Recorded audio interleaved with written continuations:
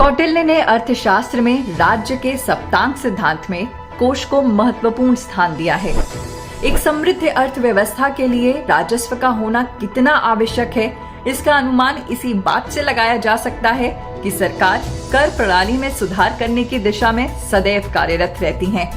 इसी उद्देश्य से माल और सेवा कर को 1 जुलाई 2017 से लागू किया गया, जिसका मुख्य उद्देश्य देश में एक समान कर प्रणाली को स्थापित करना है। माल और सेवा कर एक अप्रत्यक्ष कर है और 101वें संविधान संशोधन अधिनियम 2016 द्वारा अनुच्छेद 279A में बदलाव कर इसकी शुरुआत हुई। असम देश का पहला राज्य बना जिसने जीएसटी कर प्रणाली को लागू किया।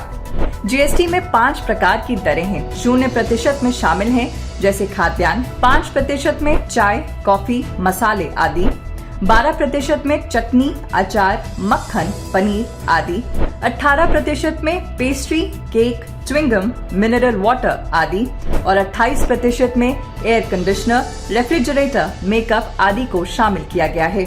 जीएसटी में लगभग 17 प्रकार के पुराने करों को सम्मिलित किया गया है, जिससे कर संग्रह की व्यवस्था सरल और प्रभावी बन सके।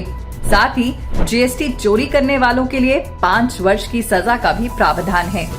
अक्टूबर 2022 में 1.50 लाख करोड़ रुपए से अधिक का सकल जीएसटी राजस्व संग्रह दर्ज किया गया, जो कि दूसरा सबसे बड़ा मासिक संग्रह है।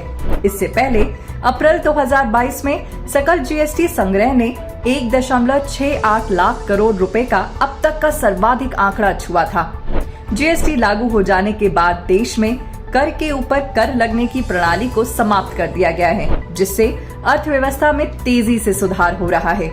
जीएसटी की व्यवस्था कर जीडीपी अनुपात में सुधार कर भारत को आत्मनिर्भरता की राह दिखाती है, जिससे नए भारत का सपना साकार हो सके।